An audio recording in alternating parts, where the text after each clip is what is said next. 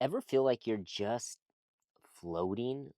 You're not sinking, you're not swimming, you're just kind of stuck in the in between. You're checked out, you're coasting, and maybe you're even feeling a little numb. Well, you don't need more motivation. What you need is movement.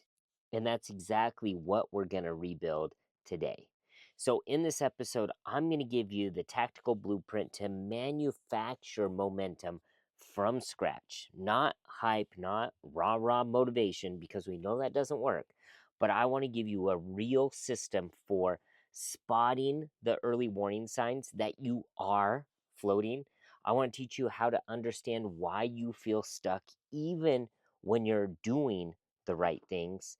And I want to give you the exact steps to restart your engine without needing that perfect plan that's going to hold you back. So, if you've been spinning your wheels waiting to feel motivated again, then this episode is for you. So, let's get to work. All right, welcome back or welcome to the show. I hope you're having a phenomenal day. Like I said, I want to go into how to create momentum in your life when you feel lost or just are having, well, a sucky day. And to start, let me take you back to a time when I myself was in a deep drift. And at that time, I was working as an engineer for maybe about 7 years. And if I can be honest, aerospace and engineering was never really my passion. It was more of just a paycheck. And after trying different fields inside of the aerospace industry, I was starting to realize that this just wasn't for me. And I didn't realize it at the time, but this void of luster for my job was having a bigger impact than just my career. It was actually making me emotionally disconnected from really everything. And like a good achiever, I had everything. And when I say everything, I mean everything dialed in. I was waking up at 5 a.m., I went to the gym, I went to work at 7, I left work at 3, and then I'd head home. I'd check in just to check out. And I was going through the motions, but I was going through them numb. I was checked out. And really, I was just a ghost in my own life. And I tried to snap out of it the only way that I knew how to, and that's with control. And for me, this is a big behavioral pattern that I have. When I feel out of control internally, I have a tendency to try to control externally. So for me, that was fitness. And I became obsessed with my workouts, with my food, with anything that I can micromanage because it made me feel like I had power over something. But deep down, it wasn't helping. It was just masking the truth. And despite all the control, my fitness just, it wasn't enough. And over time, I really lost my spark and I wasn't excited about anything. And the worst part of it is when we get in these funks, is that it doesn't just impact us because I was empty. I was emotionless. And because of that, I was dragging or bringing that voided energy into every part of my life. That means my marriage was suffering, my parenting was suffering, my businesses were suffering. So if that's where you are right now, I get it. I've been there, I've done that. But I want you to know that you're not broken and you are really just still. And today I wanted to go into how we can change all of that. And so for me, the shift of changing all this numbness, all this drifting, all this loss of momentum, it didn't come from clarity. It actually was the opposite. It came from pain because it was at that time that I just found out from a job that I had that I didn't enjoy that I was going to get a massive pay cut of about $50,000. And it just so happened to be the perfect timing because we were about to have our second kid at the time. So I felt totally and completely unprepared. So, being an amazing overachiever, what did I do? Well, when I'm out of control, it triggers that control in me. And I couldn't control my income as an engineer, or at least that's the story I was telling myself. So what did I do? Well, I started to throw around all other career options. Maybe I want to go back to be a firefighter. Maybe I should be an endodontist. Maybe I should go do anything. So that's not very logical, right? Trying to go back to school, all this. But I noticed this pattern that it wasn't just me. When I coach guys that are scrambling and reaching for anything, but they don't really have any parameters or boundaries on what they actually want, I call this the anything but phase. When you don't know what it is that you want, but you know that what you have is not what you want. But for me, what finally snapped me out of my funk wasn't a new job, thankfully. It was a conversation.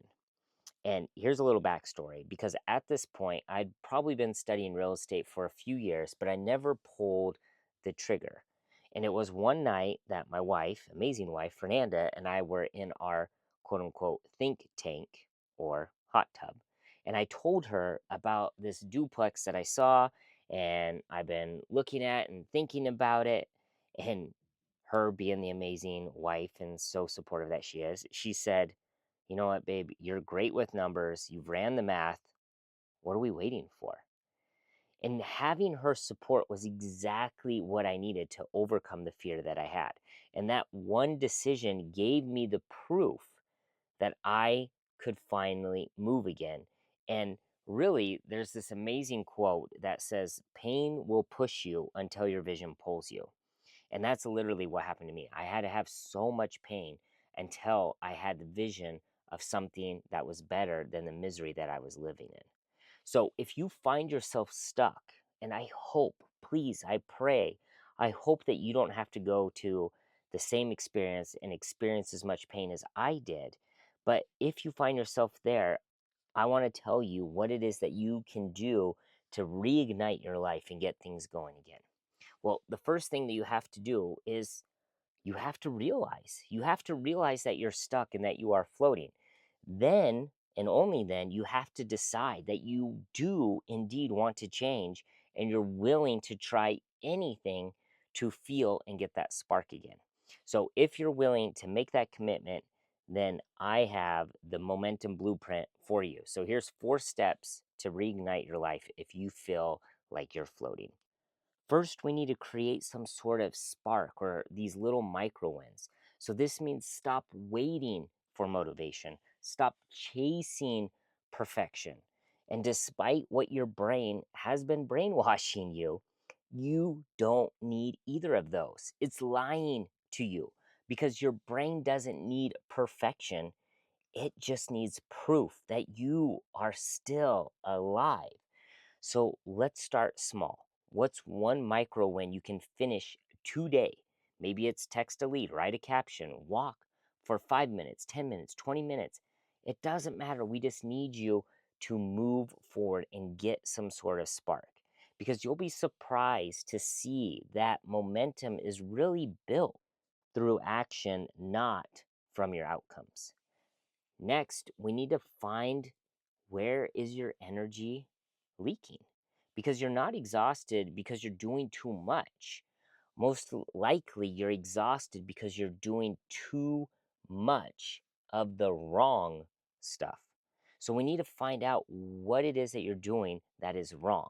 So, the way that we can do this is we can audit your week. And yes, I can see you probably rolling your eyes, younger Creighton, and saying that this is boring, but trust me when I tell you it's necessary because we can't change what we can't see.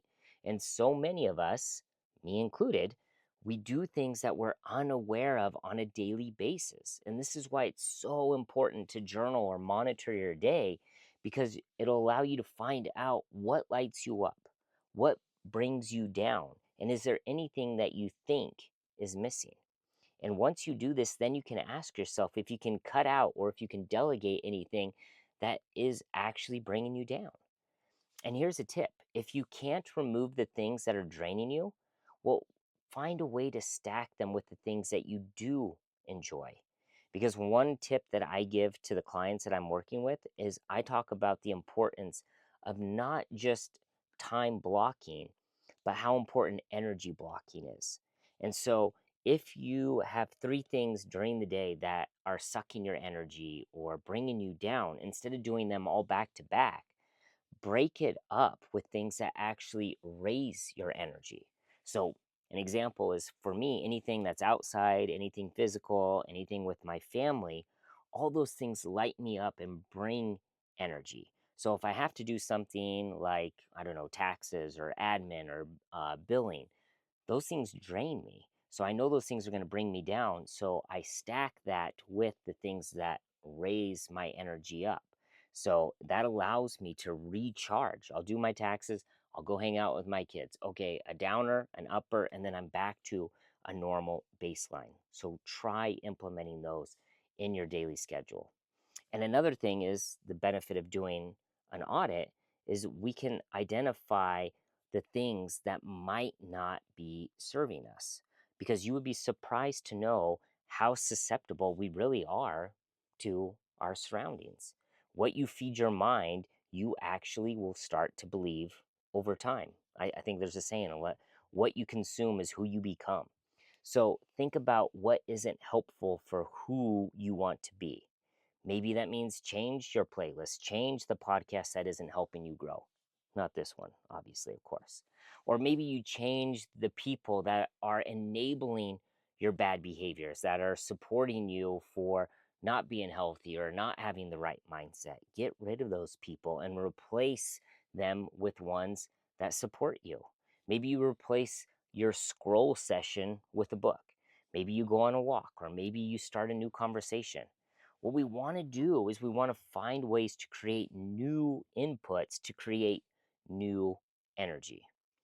And the last tip is we need to trick our brain. And the way that we can do this is we can set up a 30-day no stagnation sprint, not a 90-day transformation. That's not going to work. But we want to pick 3 micro habits, and we want to start today. And it can be so simple. Something like just drinking a glass of water a day, or maybe doing 15 push ups a day, or maybe reading one page out of a book every day. The key with this is to commit to being consistent. And we don't want to miss twice, because momentum is built by proving to your brain that you are not stuck. And by you doing this, you're giving it evidence that you indeed are still alive.